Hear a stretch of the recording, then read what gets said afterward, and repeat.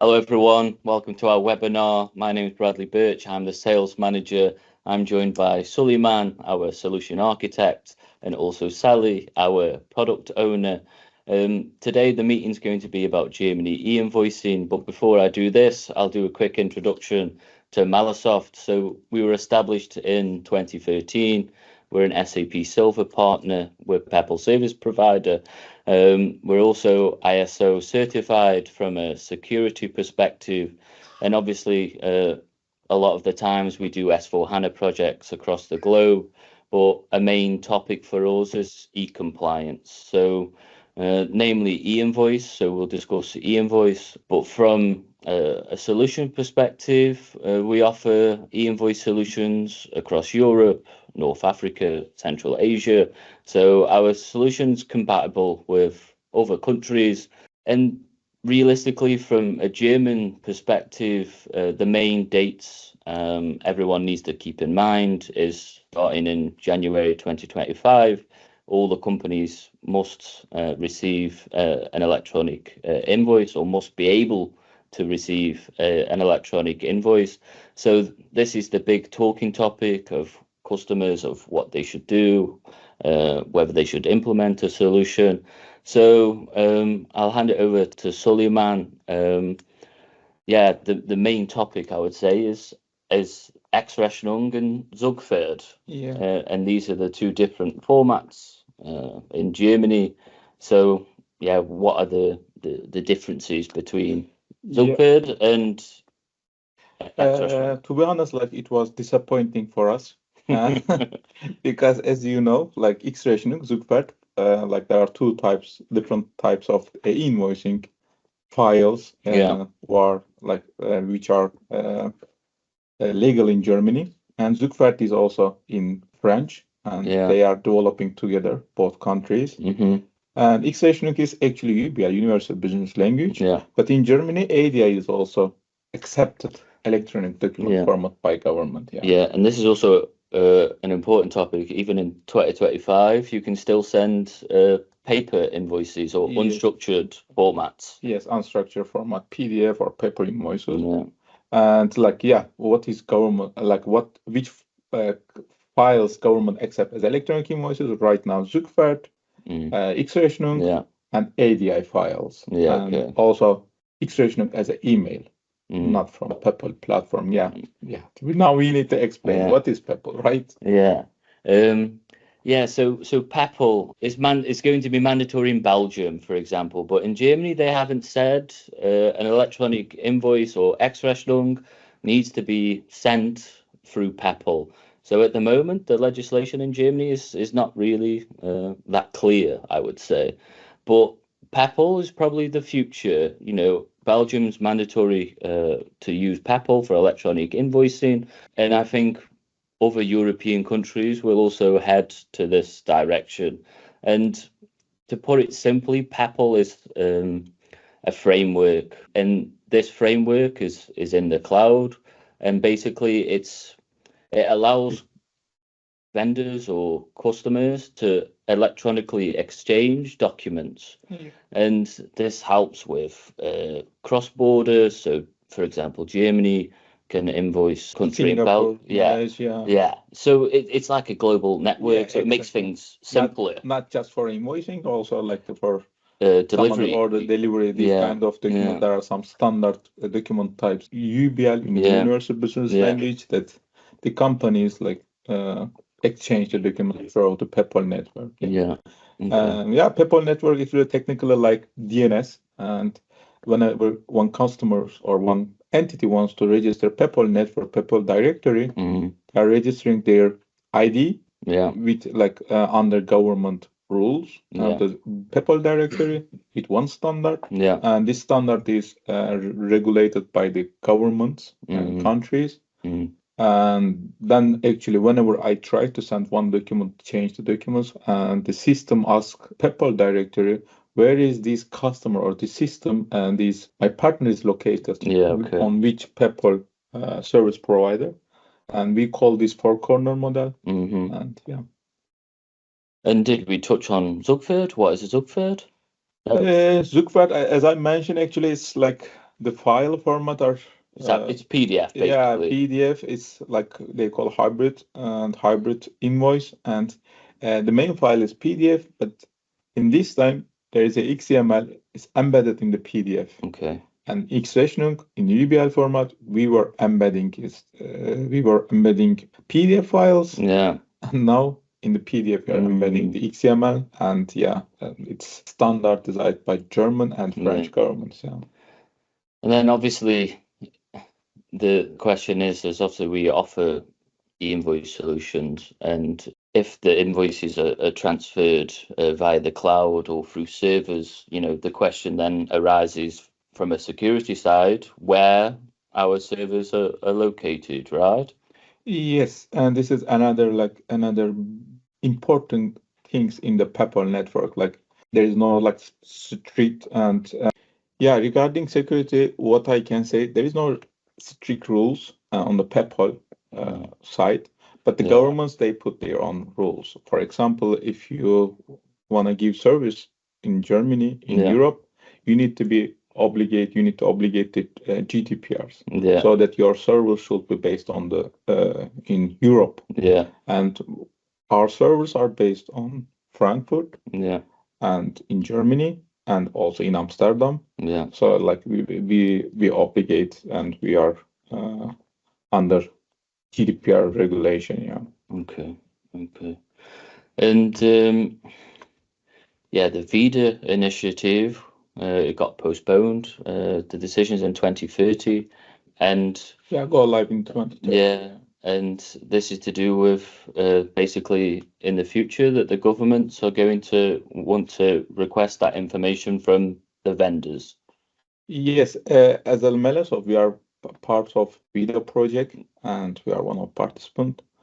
And like actually right now, in some countries in Europe, and the government is middle of the communication. Yeah, like for example, Poland, Romania, Serbia. Yes, and in some countries, the PayPal service provider is in the middle of the communication. And what ViDA offer the companies, the governments, to make one central communication platform. That means like whenever like the service provider gets something, they need to declare these documents to the government end of month, end of years, like depend of the the regulation in the country. Yeah, this is also important to mention, is that like from a Microsoft perspective, we're able to communicate directly with the government, and we also send invoices through the PayPal network. So we cover different options or different models in different countries, because not every country is the same in aspects. Like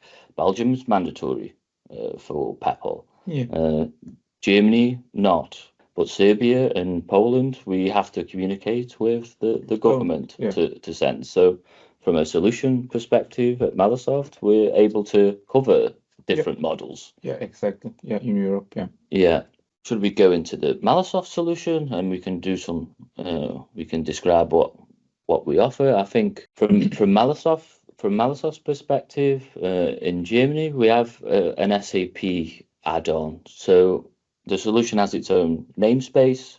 And talk to us about what our SAP add-on is for Germany, but basically the solution's the same across other countries, right? Yeah, like we have one framework actually, and the framework has like two different parts, like inbound and outbound. Yeah. And in framework, we can extend the countries and easily without like spending too much development workload.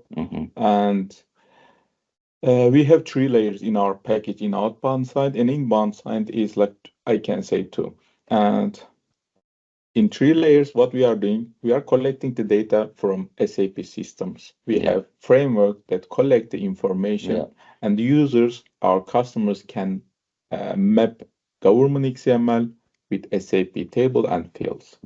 And they can just drag drop and write their own formula in our framework, and then we are generating the XML, and with the exit enhancement option, they can change, manipulate the data. And in the second layer, we are validating the data.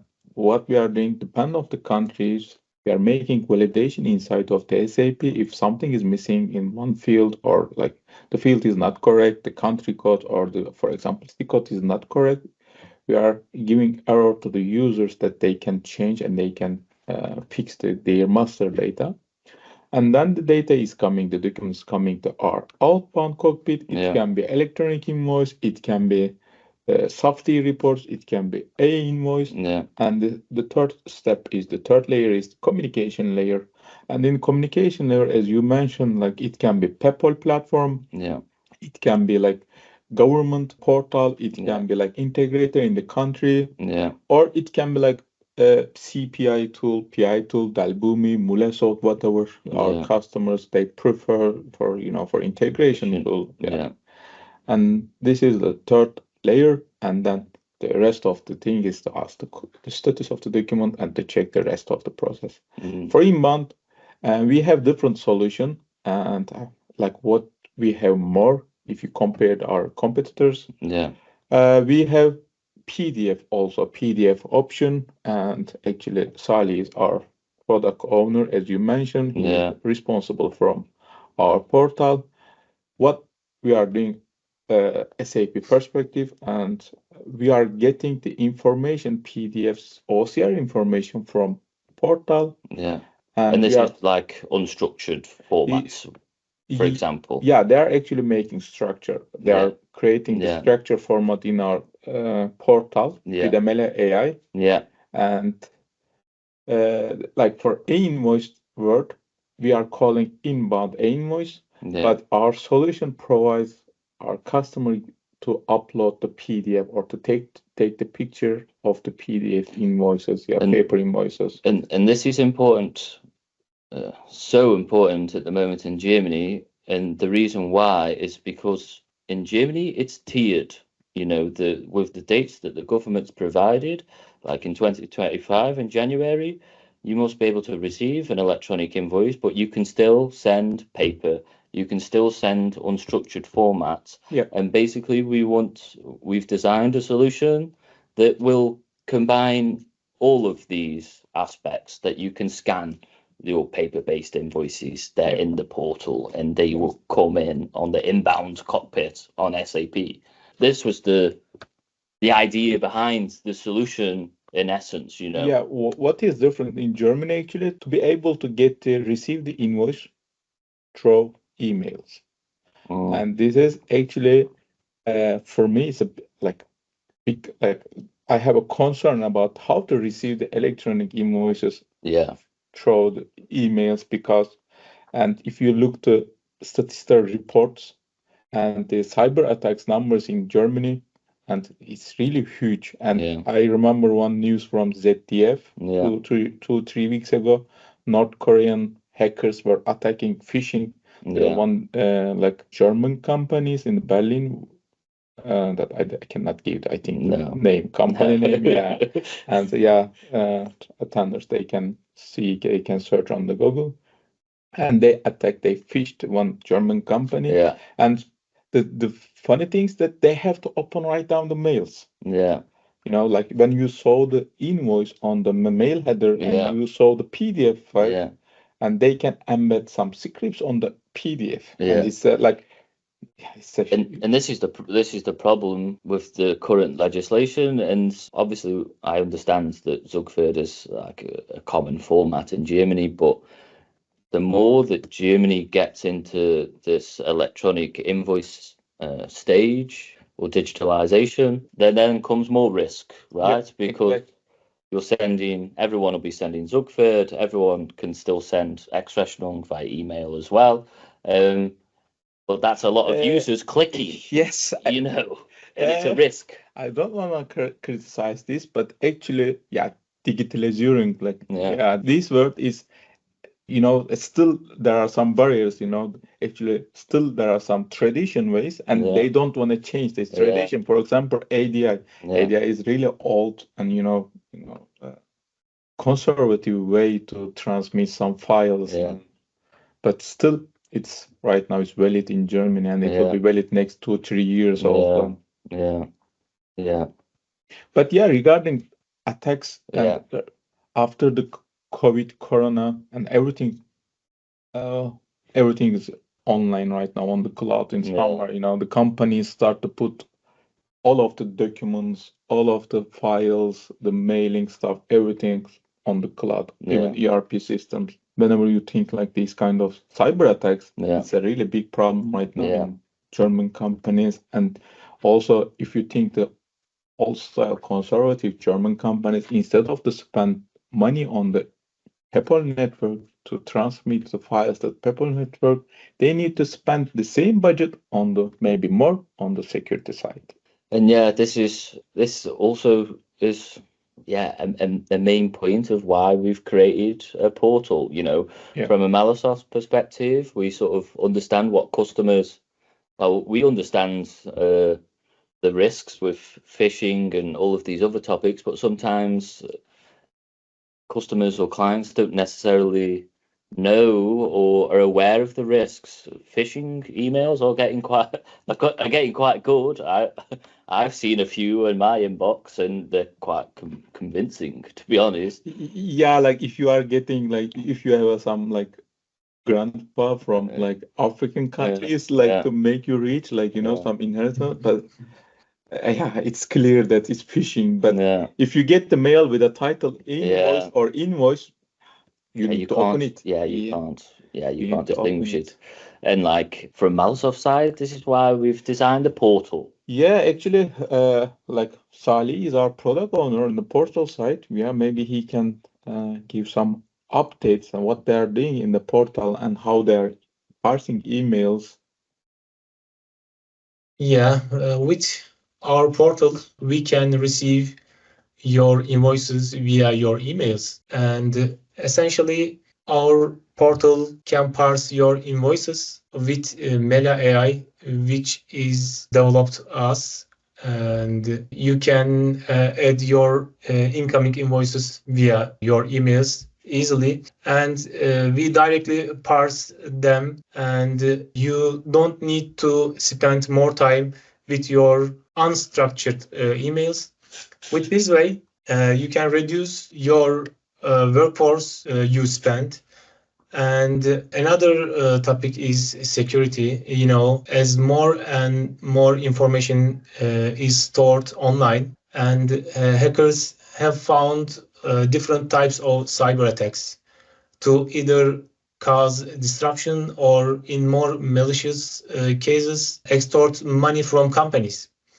The most common type of attacks in IT systems in Germany were phishing attacks. These most commonly come in the form of emails which attempt to persuade people to share sensitive information. This information is then used by the hacker for malicious purposes or sold. Malware, another popular type of cyber attack, is used to infect computers, can cause several things to happen, such as access to files being blocked, the device becoming inoperable, or even the desktop being inundated with ads. Data theft is another common attack that hackers launch, most commonly on companies or institutions. In 2023, the most common types of data stolen were communications, emails and messages, or customer data. Often with these types of attacks, the data is encrypted and a ransom is demanded before the data is returned.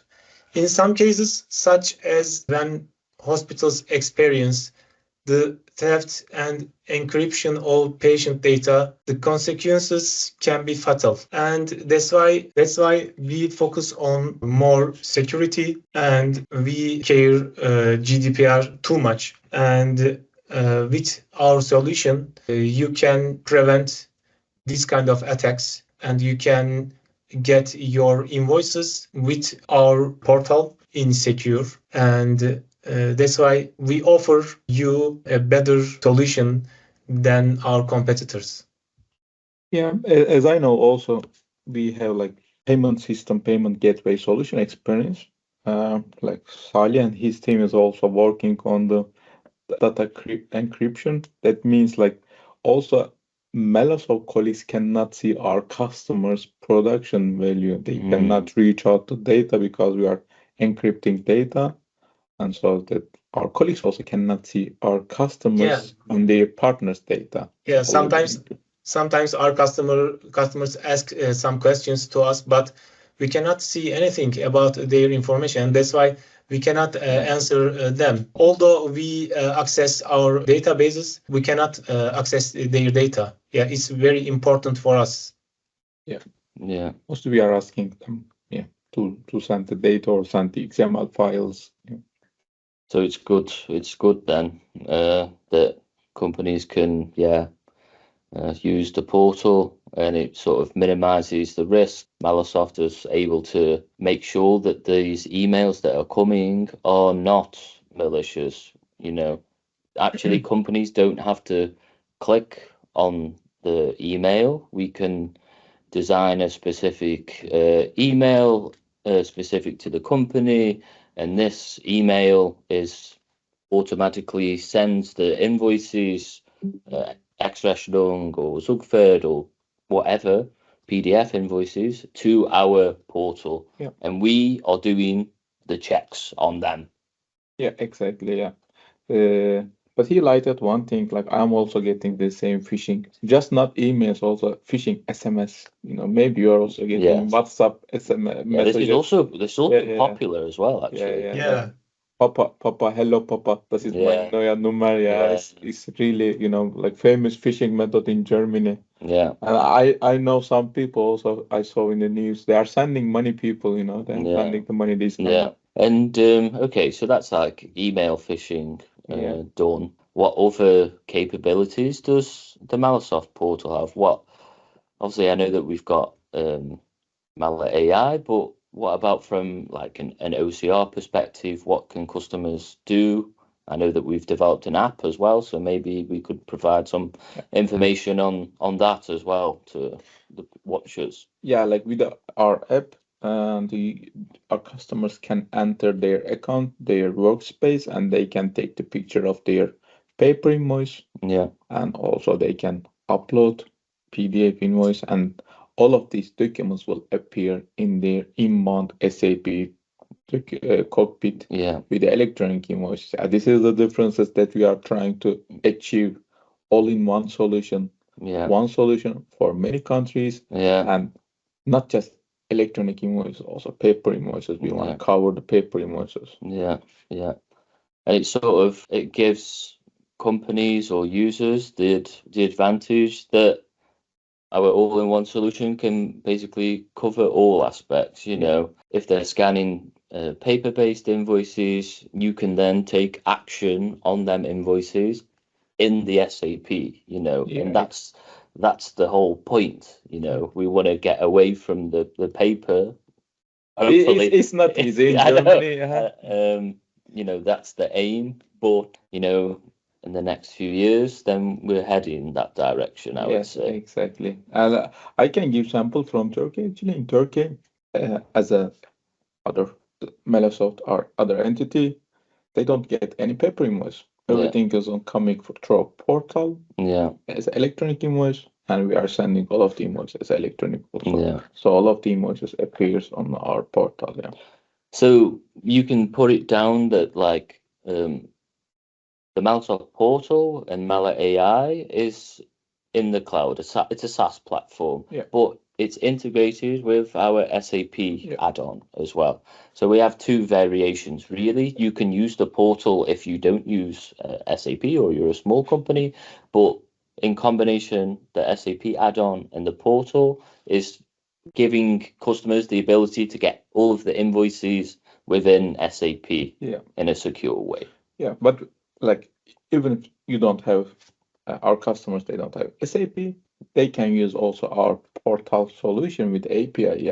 We have also some other customers. We have also some other ERP partners. They are developing their own add-ons on Microsoft, on Oracle, on like some local ERP solution like R1 in Kazakhstan, some other ERP solution in Turkey. And yeah, you can use also with other, and also our customers, they can ask the other ERP add-ons or the software developer partners that we are working with. And you mentioned like a good point about the API endpoints. Like, could you like just give us an example? For example, like in Kazakhstan, for example, we have the API connection, the solution's already working. We have the connection to the government portal, and we also have it for Romania and in Serbia. So in essence, the solution is our SAP add-on has full functionality. It's the SAP solution is already designed from our perspective to be able to, when a new country goes into electronic invoicing, from our perspective, it's just to do with the APIs, what the government releases or what the structure should be. For us, it's simple, it's just about the APIs. Yeah, exactly. Okay.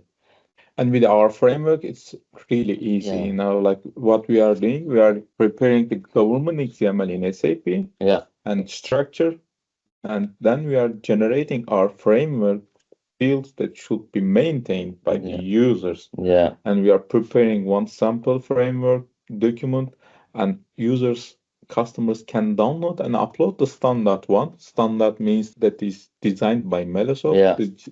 We are downloading these framework files as a JSON, and we are giving our customers to upload, and they can copy, paste, and create new framework data sets in their system, and they can extend it. Yeah, and like just to add something on the framework as well, in a simpler way, as Microsoft, we've designed the SAP solution in a way that you can implement our solution itself. Like I've mentioned earlier, the solution is completely ready.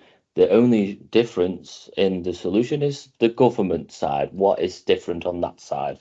But the foundation of our solution is already ready. You know? And the framework is there for when the customers want to implement the solution themselves and not use Microsoft, because we understand as well from a cost perspective, and maybe customers don't have a high budget, or they have a really good internal developer team and they can do it themselves. So we basically design the solution in a way that they can do it.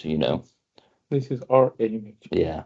Are there any other points that we've missed? We could also go straight into a demo potentially. What do you think? Yeah, we can make one SAP demo. Yeah. And also show some screens from our portal. Yeah. And how it's working. Yeah. And how we are giving benefits for international customers.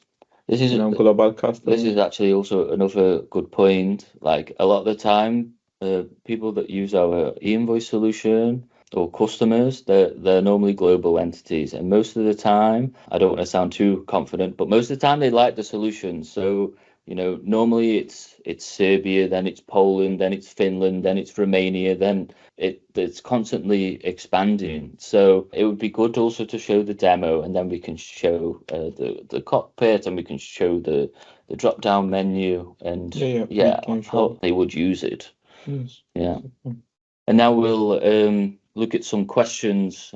Thanks for withstanding this webinar so far, but we do have some questions. Let me just have a little look on my screen. Okay, there's a lot of questions about PEPL. One of the questions is, Suleiman, you can answer this one. How do people send an invoice through PEPL? How? They can use service providers, and they can use service provider for send and receive. But I need to mention, in Germany, for E-Rechnung GBL invoice, you can receive as an email. Okay. And obviously in PEPL you need to have a PEPL ID. So how do customers get a PEPL ID? How we are generating, Salih? Let me ask our other colleagues, right? I'm just talking here. Salih, how we are generating PEPL ID? Yeah, PEPL ID is a unique identifier that allows you to send and receive invoices on the PEPL network. When you sign up with a PayPal access point like us, PayPal access point provider, you will be assigned a PayPal ID, and you will use to identify yourself and your trading partners when sending invoices. Yeah, but exactly. But there is a one rule in Germany. For example, this private unternehmens company should start 9930. Yeah, this is the rules. The government put some rules. We cannot register one company in Germany with just tax ID. We need to type the first. The standard rules from government. It was 9930. We need to obligate these kind of rules. Yeah, this is true. What format is there on PayPal? For invoicing, PayPal is billing 3.0. Okay. Yeah. And the file is UBL Universal Business Language format, and then also in Europe, and there is a one European Union standard that the file should be contains standard values that are already standardized by European Union. Okay, I'll take a few more questions. What should I keep in mind when sending an invoice through PayPal? So what's important when sending an invoice? Through PayPal platform, right? Yeah. Yeah, first of all, the XML should be validated, and the countries have their different rules. And in Germany, you have one standard, one text type. Yeah. But when you create one PayPal invoice in Malaysia, they have a different text type and different text values. Okay. So it should be validated first, and it should be passed through these rules validations, and then the received PayPal provider should be in the XML files. Okay. Yeah. One of the questions is, can I send invoices to both government and business entities via PayPal? I can answer this one. The answer is yes. Yeah. You can do B2B and B2G invoices through PayPal. So it's 100% possible. So if you do business with the government, you can also use PayPal to send your invoices to the government. But don't forget, not all of the institutes. As I know, some German Hessen Stadt, the institutes, they accept only email invoices. Okay. But they are accepting the UBL erechnung format as an email. Yes, this is the point. Yes, you're right. We'll do the last one. If there's any other questions that I haven't got round to, feel free to email, or I can follow up after the webinar. Just leave your email address and I can forward you a response later.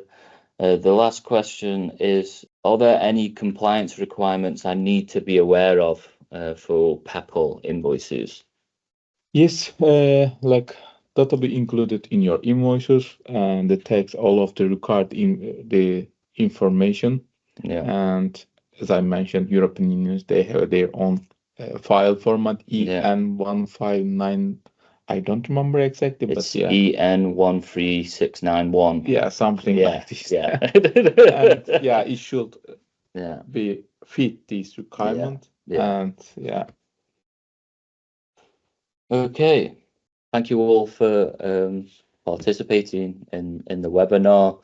Thank you to Suleiman. Thank you for Sally for your expert opinions. Yeah, you need to invite us more. We are just working in the back. If you don't invite us, we are always with other business people. Yeah.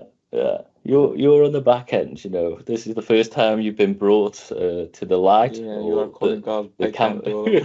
You've been brought in front of the camera light. Yeah, exactly. But yeah, it's been really good. We'll probably stick to this type of webinars. It was quite fun.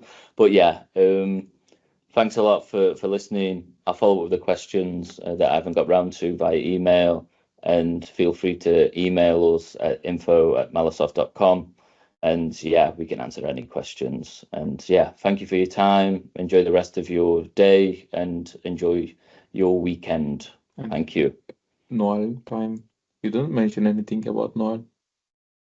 Christmas. Yeah. Yes. Christmas. Obviously, we've got Weihnachtsenzeit. we've got the Christmas trees. Maybe a bit early, some people would say, but we've got them here. So yeah, have a good winter period. Most probably next webinar will be after the Christmas. Well, next year. We all know that businesses seem to stop operating during December, so yeah, we'll probably see you in the new year. Yeah, it's good one time. All right. Thank you. Thank you. Bye. Let's start by looking at the user-friendly interface of our e-compliance framework. This interface is designed to make it easy for users to navigate through the process of mapping subfields to government documents fields. First of all, we will go into Field Mapping Wizard. This wizard guides us to step-by-step through selecting and mapping subfields to their corresponding government documents fields. For instance, I will select the document quantity, line item quantity, and map it to the counterpart into the government document. This mapping is saved and can be configured with mapping rules, which ensure the data is formatted and validated according to the compliance requirement. And let's start, and I will show them framework. Before the framework, let's check out outbound cockpit, and let's look first quantity, how the quantity is mapped with an invoice item lines. And outbound invoice cockpit, as you can see, this is global outbound invoice cockpit. You can select different company code, depend of the country code of the company. We have different features, different options on the next screen. Outbound invoice cockpit. As you can see, we have here XML view option. Let's check the quantity first of all. Here the quantity is 1. And let me show you something. Okay, let's write our formula and multiply this quantity with, for example, 5. And save, and then regenerate the file. And how we are generating the XML file, actually we don't change your daily routines. And from output from billing the standard creation or the printing of invoice screen, we are using this screen, and we are giving our include to your consultant, and they need to just adjust in the customizing side and put our include, and while calling the pepper invoice, it will call our include, and our include will generate the XML files based on the mapping framework. And here we go. I am generating XML files and refreshing the screen without leaving XML and looking at the quantity. It should be 5, right? Because it was 1. We said, okay, framework, multiply this field with a 5. As you can see, it became 5. Let's make another sample at 5, for example. Change the formula. And if you are SAP FI consultant, I am sure you are all already familiar with the screen on the right side. And let me show you this. And then refresh the screen. As you can see, now the quantity should be 6. Here we go. Yes, 6. Let's make another sample. For example, let's play with the text fields. The party name, invoice parties. We have in XML different invoice parties. And the party name, the accounting supplier party names, demo GmbH here. And let's change it, for example. Okay, it was coming from ADRC name 1. Okay, let that street, or the most common one is ADRC name 1 and ADRC name 2. Let's concatenate with ADRC name 1 with the address field. Let's let me search the address field here. I'm gonna add address, concatenate address, ADRC street, and with name 1. And then I will regenerate XML. Here we go. Refresh the output and scroll down. Yes, demo Gamba and no mark. Yeah, we just concatenate two fields. Okay, let's make concatenate with a constant value. In our framework, again, as you can see here, I looked constant, I said concatenate with constant, I created my OR formula, and I save it, and I will regenerate the XML files.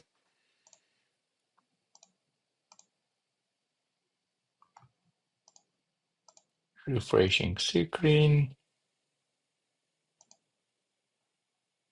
Yes, here we go.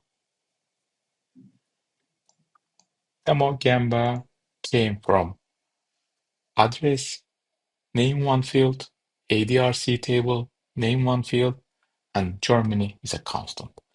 And what we have here on the screen for Germany, we have XML download option, we have HTML download option, we have send invoice option, check status of the documents, and we have delayed option. And on the item level, we can see the document with a like pressing the XML or pressing HTML. We can see the HTML file. We can see the erechnung, even erechnung UBL XML file as a PDF here, and we can attach some files. We can, I mean, not attach actually in UBL is a embedding the file inside of the UBL format, UBL file, XML file, and we can add new nodes.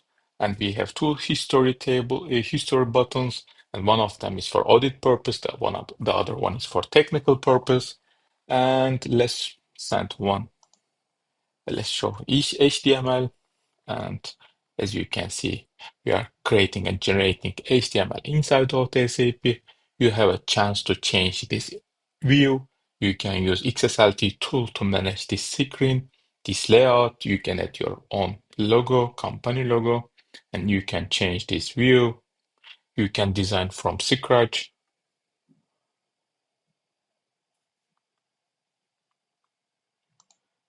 And PDF file, for example, as you can see,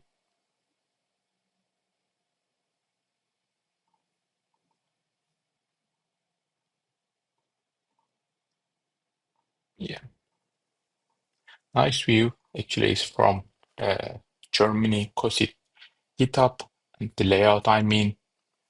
And let's send this file as a email, and let's write our subject.